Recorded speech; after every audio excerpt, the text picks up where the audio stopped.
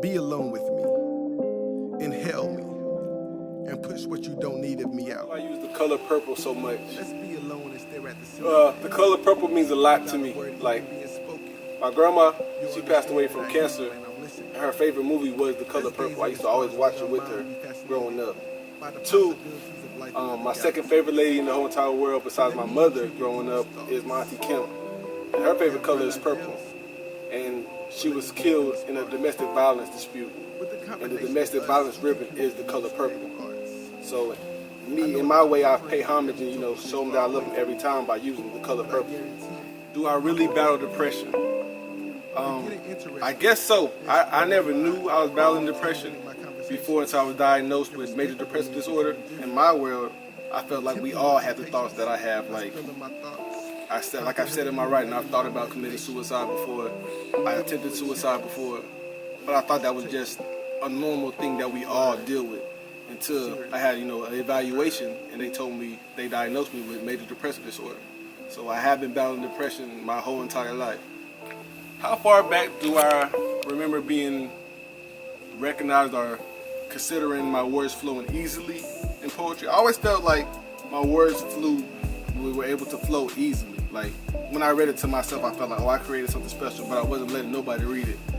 And like I said earlier, the first time I really released a poem, I put it somewhere for the world to read in my mind was my sophomore year at Savannah State. When I dropped that poem on Facebook in my notes, a lot of people gravitated to it and they told me, hey, I like that, man. You got a gift. And that's when I would really start trying to cultivate my poetry to make it perfect. The piece that I wrote thus far that means the most to me is a poem called Zara Danielle. And I wrote it in 2012 before I even had my daughter. I just felt like I wanted to be a father of a daughter because I seen how easy it was to manipulate women.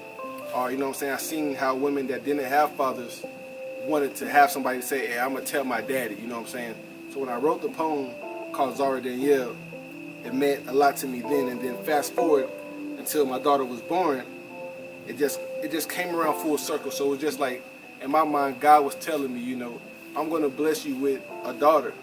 So prepare yourself. When I wrote that, the things that I wrote to her before I knew she was on her way, I still preach that to her now. So it means the most to me to already have those ideals about having a daughter and being a great father before I even planned on having a child. What am I scared of? I'm scared of a couple things. Like, I don't want it to sound selfish, but I'm scared of my loved ones passing before I do. I don't want to die soon, but I don't want to have to live without any of it. Like, it terrifies me to think that, okay, one day something may happen, God forbid, to one of my brothers or my sister, or my mother or my father, or my fiance or my daughter, and I'm going to have to try to live without them. I'm terrified of trying to live without the ones that I love the most. What would I take back if I could? When my grandma was dying of cancer, I wanted to go see her, but I didn't say not one thing to her. Like, I was too shocked when I saw exactly how she looked to even speak, and that hunts me. Like, I didn't tell my grandma I loved her. I know she knows I loved her, but I didn't tell her I loved her before she passed away. Like, I saw her and everything, but I wasn't able to say anything. And another thing that I take back, if I could, was before my Auntie Kim, was murdered, I was planning to go to Florida to visit her. And she told me not to because she was coming up to Augusta to visit my family. And I didn't. In the midst of me not going down there, her life was taken.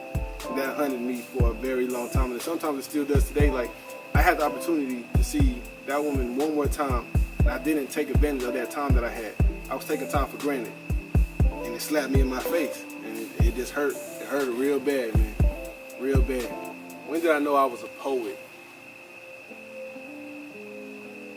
I don't know when I realized I felt like I was a poet. I guess when more people start reading my poetry and reaching out to me, I think the moment in life where I felt like, oh snap, I'm cool with this, was when people started hitting me up on Instagram that I never met, like in different countries or different states, like, hey, I really love your art. I needed to hear that today. I needed to read that today. That's when I start feeling like, hey, I really do have a gift. God has really, really blessed me. with this gift. What I'm trying to communicate in this album, Catch a Vibe, to my listeners is that don't be afraid to be a real human. Like, I consider myself a real human, you know. I talk about love, I talk about having a heartbreak, I talk about being sad, I talk about being happy. And I feel like a lot of people today, they try to block those feelings off, which in my mind is not a real human. Like, it's okay to be you. God created us to feel everything. That's what I believe. So I'm trying to communicate to my listeners that it's okay to feel everything. You don't have to be ashamed of feeling everything. We all get sad. We all cry. We all get happy. We all want to be loved. We all want to have something to love. And it's okay to express that. So I'm trying to communicate to the listeners, like, just be you. Be free with being yourself. Like, don't worry about people's opinion or calling you sap. People call me sap all the time. All the time, and I don't care. Like, I experience love. I love love. I had my heart broke before. I talk about it. Like, I was sad when I was in love one time and it went left for me. So I'm just trying to communicate this: be you and be free with your feelings. I don't believe there is negative criticism when it comes to my artistry, but I use it. If you want to say negative criticism, I use it as something to guide me to perfect my art. Like, if somebody tells me they didn't like this, or multiple people tell me they didn't like this, and they tell me the reason why, I would look into it and study those things, and the next time I'll make it feel more real for that person to be able to relate to it, or that group of people to relate to it. Who is Easi the Writer? Easi the Writer is a person that is making it cool to be vulnerable.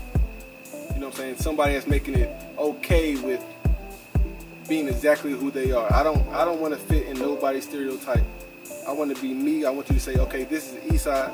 This is what he stands for. This is what he likes to do.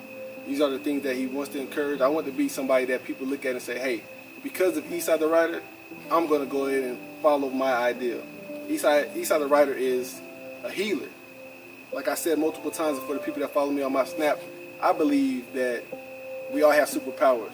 Like, in my mind, this world is full of X-Men. We all have superpowers. And my power, which I believe is storytelling and being a healer. So I can tell you stories all day about the things that I experienced. And in my stories, you may find something that you were going through and it healed you. So Easi the Writer is just a gift, a person that has a gift from God. And I'm trying to encourage as many people as possible to tap into their gifts that God has given them.